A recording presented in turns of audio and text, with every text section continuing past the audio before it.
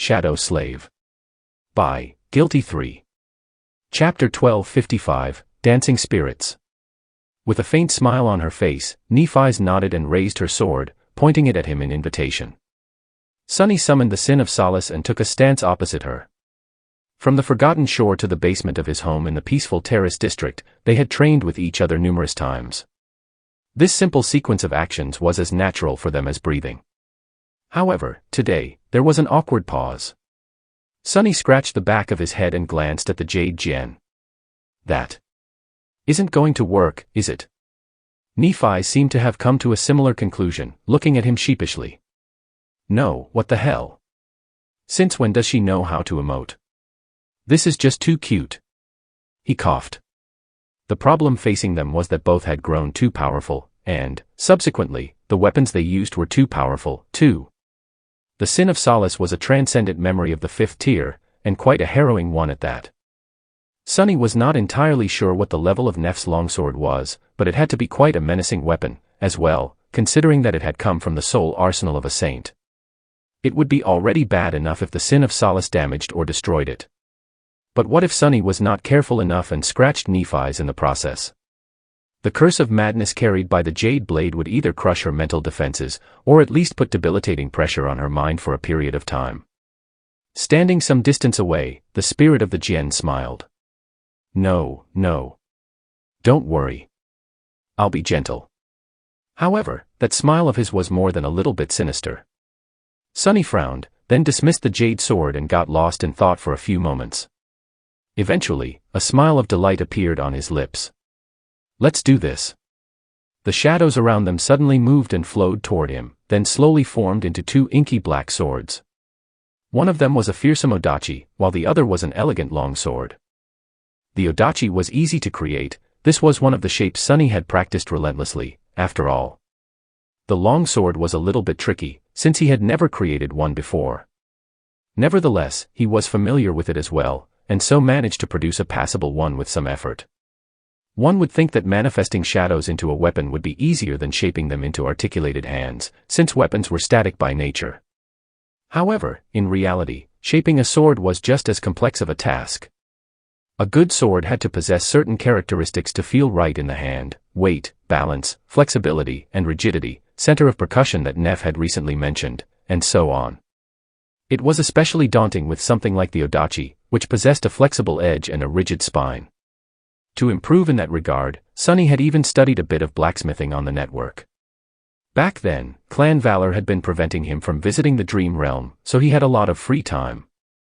There were many levels to shadow manifestation, and shaping was only the most basic of them. Sunny could also affect the material composition of the manifested shadows, although that demanded a higher essence expenditure. He could manipulate the density of the shadows, for example. He could make them feel like steel or porous limestone. With some effort, he could even make them slippery or adhesive.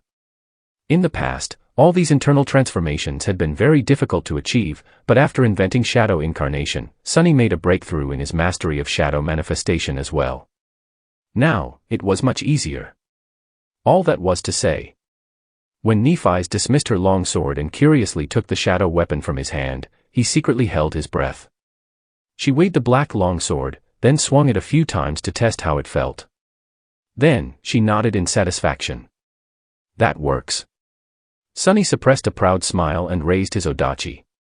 Let's begin, then. Ah, that feeling. He missed it. The Sin of Solace was a piece of art in the form of a jian, but Sunny's heart still lay with blades like this one.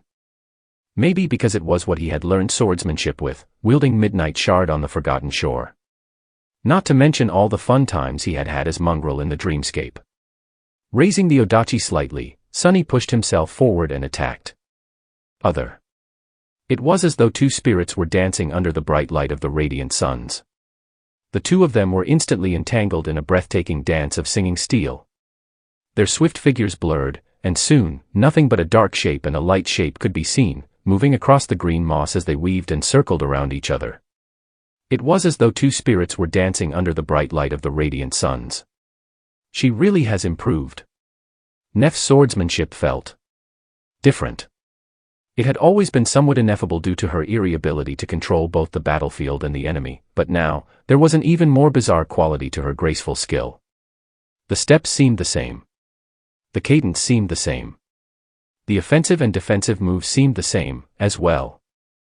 However, these familiar elements were somehow entirely different, and incredibly more dangerous. Her light steps never failed to deliver her into the best possible position to attack. Each strike packed a devastating punch that seemed too extreme even for an ascended terror. Her defense was nearly impenetrable, alternating between immovable hardness and inviting softness, which dissipated the force of Sunny's attacks and made him feel as though he was drowning in a bog. No. He was drowning in her flowing sword. How is she so different? It was not as though Sunny did not understand the same principles Neff had spoken about. The relationship between mass, acceleration, and force. He was intimately familiar with it, as well. After all, Sunny had long incorporated the ability to change his weight at will into his battle skill, so much so that it had become second nature to him. By manipulating how much his body, or various parts of it, weighed on the fly, he was able to enhance the force of his attacks, secure his balance, and even perform seemingly impossible moves by shifting his center of gravity. By now, it was like an instinct. He knew a lot about anatomy, too, both from his own training after the ascension, mastery of shadow dance, and learning how to create shadow hands. Everything that Nephi's had mentioned, Sunny studied too. However, as they thought, he understood the difference between them. It was the difference between an intuitive, instinctual knowledge and a comprehensive, systemic understanding.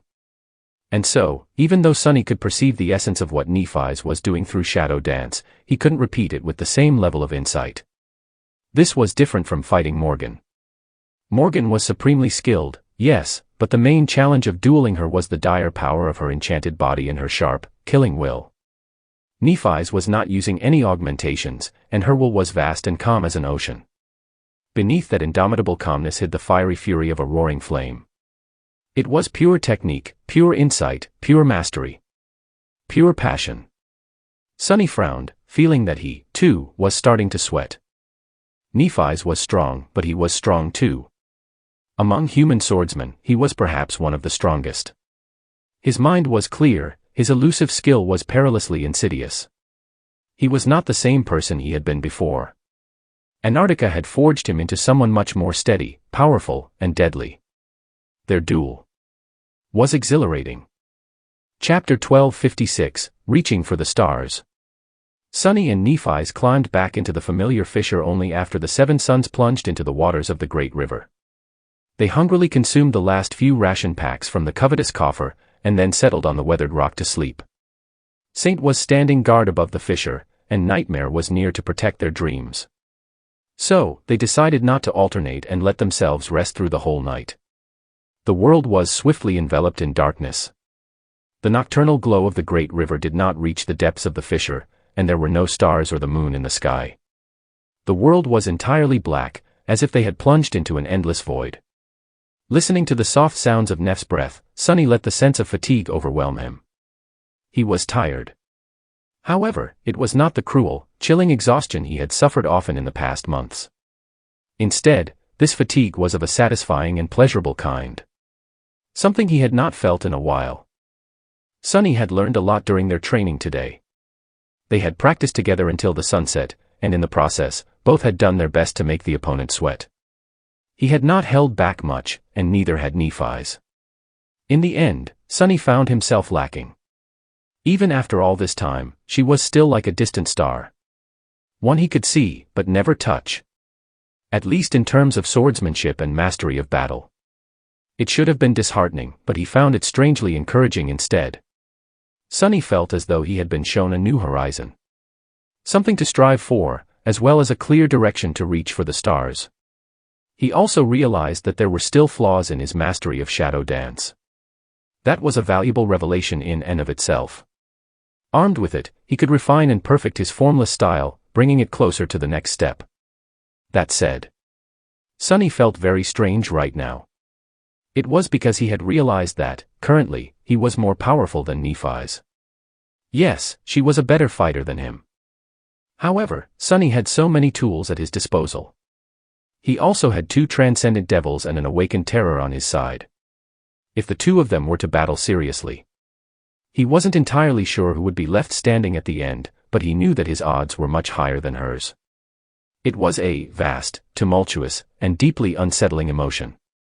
What surprised him the most, however, was how weak of a reaction it aroused in him.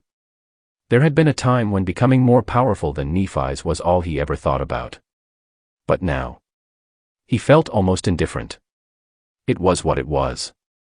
There was no point in racing to the finish line, anyway. That line would not change. It did not matter which one of them became a terror first, because sooner or later, both of them would end up as titans. It did not matter that Sunny was ahead for the first time. Her ascended ability was not of a kind that added to one's power, that was all. They were in the same boat, anyway. Perhaps he could allow himself to feel that way because he was more secure about the shadow bond, and the power she held over him. Nephi's had proven that she had no intention of ever using it. And he had grown more confident in his ability to make one or both of them die even if she did. How romantic. He sighed, feeling calm and cozy in the darkness that enveloped them. After a while, Sunny asked, "Hey, Neph. Are you asleep yet?" There were few moments of silence before she answered. No. Hidden in the darkness, he grinned. How is the sleeping bag? Is it warm? There had been only 2 sleeping bags in the covetous coffer, one that Sunny used in the wilderness, and a spare one. Sadly, he had ripped through one of them when the Azure Serpent first made the Dark Island quake, so now, there was only one. Sunny had chosen to sleep on the weathered rock, relying on the unique qualities of the marble shell to keep him comfortable. Luckily, the great river seemed to have a mild climate, so he was not particularly cold. The fissure protected them from the wind, as well. So, he had no problem letting Nephi's use the only remaining sleeping bag. However, that didn't mean that he wouldn't tease her about it. A calm answer came from the darkness. Yes, I am warm. It is of high quality. As the grin froze on Sunny's face, he sighed. She's really too thick to be teased. Damn. A few moments later, Neph asked, "Oh. Do you want me to hand it over? It is your sleeping bag. It would only be right for the owner to use it." Sunny flinched. No, no. Keep it. That's not what I wanted at all. Gods, she's hopeless. There was a long pause. Then, Neph's voice came from the darkness again. Ah. I see. You want to use it together. Hearing that, Sunny's entire body shuddered. What? No. That's not what I meant at all. Who do you take me for? I was just teasing you. Suddenly, he heard a soft chuckle. Turning his head, Sunny saw Neph covering her mouth with a hand. She was suppressing a laugh. His eyes widened.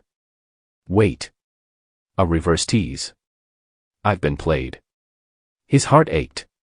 How embarrassing. He stared at Nephi's incredulously for a few moments, then laid down and looked back at the jagged line of the distant black sky. A moment or two later, he suddenly laughed, too. This is just too ridiculous. Nephi's lowered her hand, then asked in an amused tone, "What is?" Sunny shrugged.